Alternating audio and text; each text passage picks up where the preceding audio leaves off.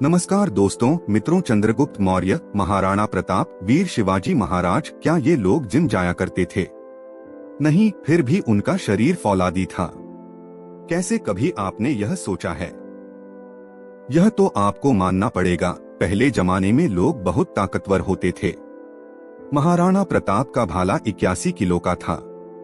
उनके छाती का कवच 72 किलो का था। उनके भाला, कवच और ढाल और साथ में 2 तलवारों का वजन मिलाकर 208 किलो था।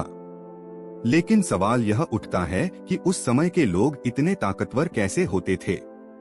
यह बात भी सच है कि वह लोग जिंदा रहने के लिए खाना खाते थे, और आज हम सिर्फ जीभ के स्वाद के लिए खाना खाते हैं। आज की कहानी जो मैं सुनाने वाला हूँ, उसे आपको अपनी जिंदगी में उतारना होगा। तभी कहानी सुनने का मकसद आपका पूरा हो सकेगा, क्योंकि इस कहानी में कुछ ऐसी बातें हैं, कुछ ऐसे रहस्य हैं जो आपको हमेशा स्वस्थ बनाए रखेंगे। क्योंकि कहते हैं ना, पहला सुख निरोगी काया। दुनिया का सबसे बड़ा धन हमारा स्वास्थ्य है। पुराने समय की बात है। एक राज्य का राजा बहुत ही पराक्रमी था। वो राजा इतना ताकतवर था कि आसपास के 50 से ज्यादा राज्य उस राज्य पर आक्रमण करने से पहले 100 बार सोचते थे कि वहाँ के राजा और वहाँ की सेना बहुत ही ज्यादा ताकतवर है। राजा अपनी प्रजा के लिए काम करता था।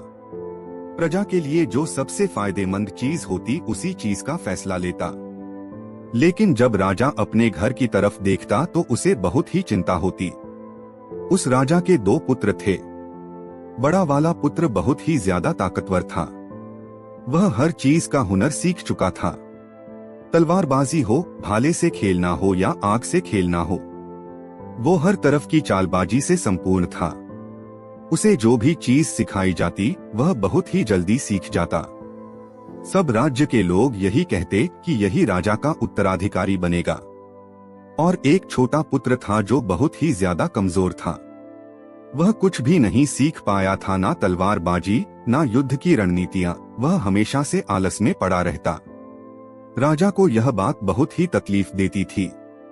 राजा चाहता था कि दोनों बच्चों को बराबर राज्य मिले, क्योंकि दोनों तो मेरे खून हैं ना। राजा को पता था कि यह बच्चा कमजोर है। यह इसकी गलती नहीं है, लेकिन इसे कुछ बातों का ध्यान रखना होगा, तभी यह दूसरे जैसा पराक्रमी बन पाएगा। इसी बात को ध्यान में रखते हुए एक बार राजा अपने छोटे पुत्र को एक आश्रम में ले गए। उसी आश्रम में ले गए जहाँ पर उस राजा ने अपनी शिक्षा ग्रहण की थी। उसी गुरु के पास अपने पुत्र को ले गया और गुरु से कहने लगा, गुरुदेव, मैं चाहता हूँ कि मेरा बच्चा आपसे शिक्षा ग्रहण करे। यह कभी भी कुछ भी सीखना नहीं चाहता। मेरा दूसरा बेटा बड़ा ही पराक्रमी है, जो आज भी राज्य को संभाल सकता है, और यह हमेशा से मेरी चिंता का विषय बना हुआ है। मैं क्या करूं? इसको भी आप दूसरे पुत्र की तरह बड़ा बना दो। मैं चाहता हूं कि दोनों पुत्रों को बराबर का अधिकार मिले। मैं किसी के साथ भेदभाव नहीं करना चाहता। ये बात सुनकर वह गुरुदेव कहते हैं, मैं जानता हूं राजा, इस पुत्र को क्या तकलीफ है। तुम कुछ दिनों के लिए इसको यहीं पर छोड़कर चले जाओ। मैं तुम्हें आश्वासन देता हूँ कि जब तुम वापस आओगे तो तुम्हें यह पुत्र नहीं दिखेगा। इसकी जगह कोई और दिखेगा, जिस पर तुम शायद ही विश्वास कर पाओगे। क्योंकि गुरुदेव बड़े आत्मज्ञानी थी, वह उस पुत्र को देखकर समझ गए थे कि इस बच्चे को क्या तकलीफ है और इसे कैसे पराक्रमी बनाया जा सकता है, क्योंकि वह आखिर एक राजा का खून था। बस उसे इसी बात का एहसास करवाना था। राजा वहां पर अपने बच्चे को छोड़कर चले जाते हैं। उसके बाद वह शिष्य की तरह उसी आश्रम में रहने लगा। बहुत दिन बीत गया, लेकिन गुरुदेव सही समय का इंतजार कर रहे थे। एक दिन गुरुदेव उससे कहते हैं, चलो आज मैं तुम्हें कुछ दिखाना चाहता हूँ। उसके बाद उस बच्चे का हाथ पकड़ते हैं और एक पहाड़ी पर लेकर जाते हैं। उस पहाड़ी पर ले जाकर गुरुदेव कहते हैं, आज मैं जो तुम्हें सिखाने वाला हूँ, वह तुम्हें ध्यान से सीखना होगा। क्योंकि यदि तुमने आज नहीं सीखा तो जिंदगी में कभी कुछ नहीं कर पाओगे। क्योंकि अब तुम्हारे घर जाने का वक्त आ चुका है। मैं तुम्हें यह एहसास करवाना चाहता हूँ कि तुम इस धरती पर क्यों आए। उसके बाद गुरुदेव कहते हैं, जरा ऊपर ध्यान दो। ऊपर एक चील दिखाई देती है जिसने पंजे में अपना बच्चा पकड़ा हुआ था। वो ऊपर आकाश में जाती है, इतनी ऊंची जाती है कि बादलों को चीर कर ऊपर चली जाती है और वहां पर जाकर अपने बच्चों को छोड़ देती है। गुरु और शिष्य उस चील को ध्यानपूर्वक देख रहे थे। वह चील अपने बच्चों को छोड़ देती है, बाद वो माँ फिर से उसको ऊपर लेकर जाती है। चील ऐसा कर रही थी, तभी गुरुदेव उससे शिष्य का हाथ पकड़ते हैं और एक पेड़ पर लेकर जाते हैं। उस पेड़ के पास और चील का घोंसला था। उस घोंसले में उस शिष्य को दिखाते हैं, इस घोंसले को ध्यान से देखो, इसी में उस चील का बच्चा रहता है। और इस पेड़ को ध्यान से देखो, इस पेड़ पर कितने फूल है, लेकिन फिर भी इस घोंसले में एक भी फूल नहीं है। वो अपने कोमल बच्चों को फूलों के अंदर रख सकती है, लेकिन वो जानती है कि फूलों में रहकर यह सिर्फ पक्षी बनेगा। लेकिन जब यह कांटों वाले घोंसले में रहेगा तभी एक चील बन पाएगा। और तुम भी एक राजा के बेटे हो, इसलिए तुम्हें इस तरीके से फूलों में नहीं रखा जा सकता। तुम्हें भी कांटों में रहकर अपने आप को मजबूत बनाना होगा। और वो चील आज यही कर रही है। वो चील अपने बच्चों को उड़ाना सिखा रही है। वो बार बार जाकर अपने बच्चे को नीचे पटक रही है ताकि वह उड़ना सीख सके। वह जिस चीज के लिए पैदा हुआ है, वह जहां पर पैदा हुआ है, वह अपनी माँ अपने बच्चे को सिखाना चाहती है, उसका एहसास कराना चाहती है। यदि वह किसी दूसरे पक्षी की योनि में पैदा हुआ होता तो यह सब उसे करना नहीं पड़ता। वह एक फूलों में पैदा हो जाता और फूलों में ही खत्म हो जाता।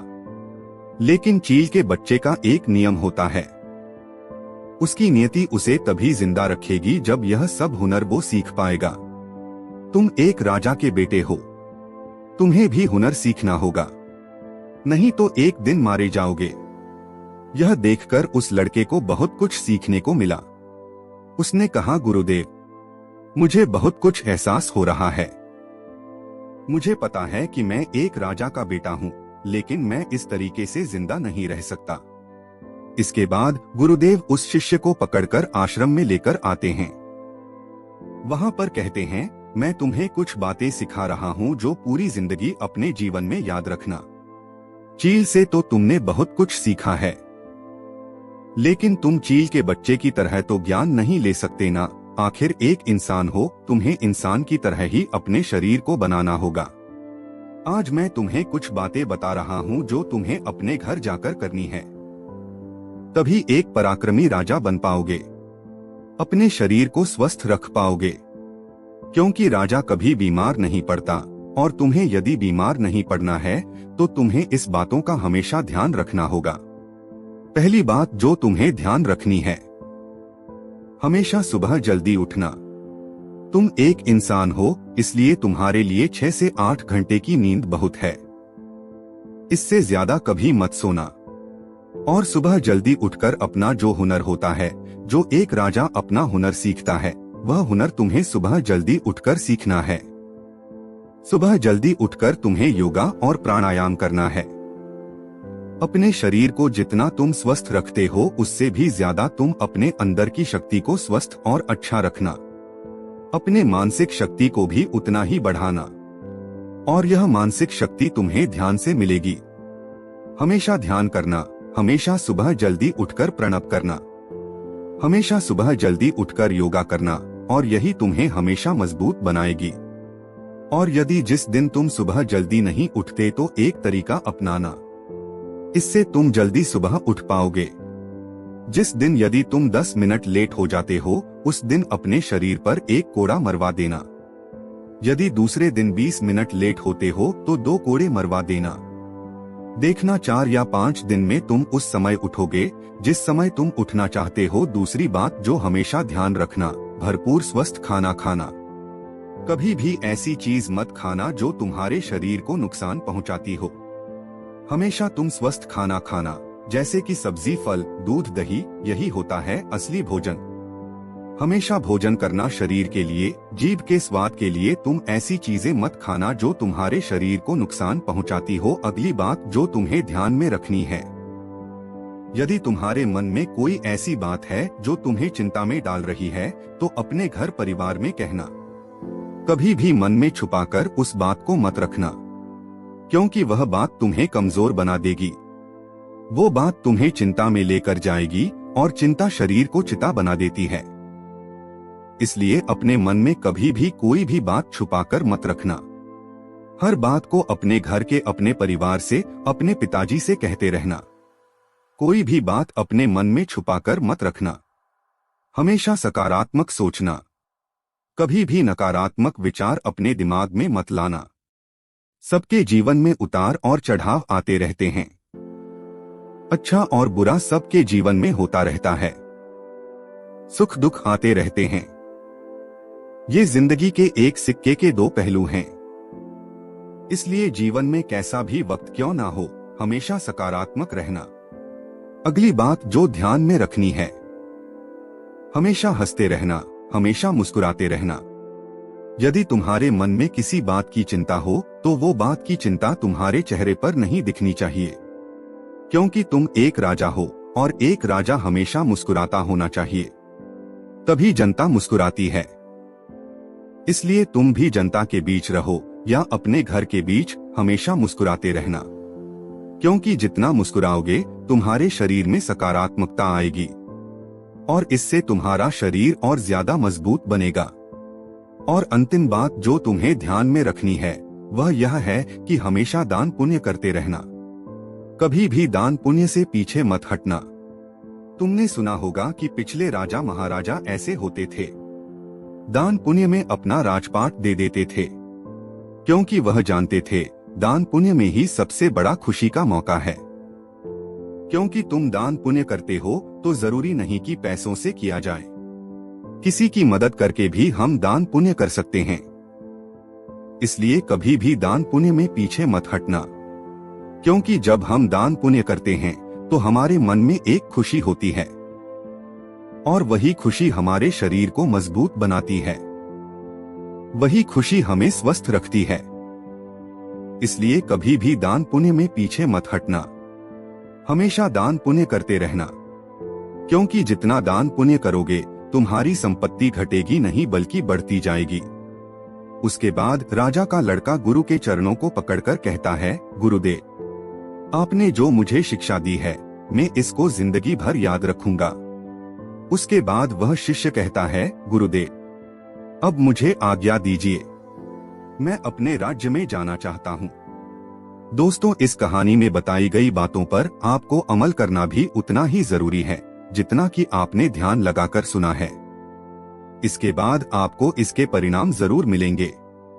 दोस्तों, वीडियो को 5 लोगों तक जरूर शेयर करना, क्योंकि खुशियां और ज्ञान बांटने से ही बढ़ता है। ऐसे ही और वीडियो देखने के लिए हमारे चैनल को सब्सक्राइब जरूर कर लीजिएगा। दोस्तों, मिलते हैं अगले वीडियो में। तब तक अपना ख्याल रखिएगा। धन्यवाद। For more updates, subscribe to our channel, click the show links and enjoy watching the videos.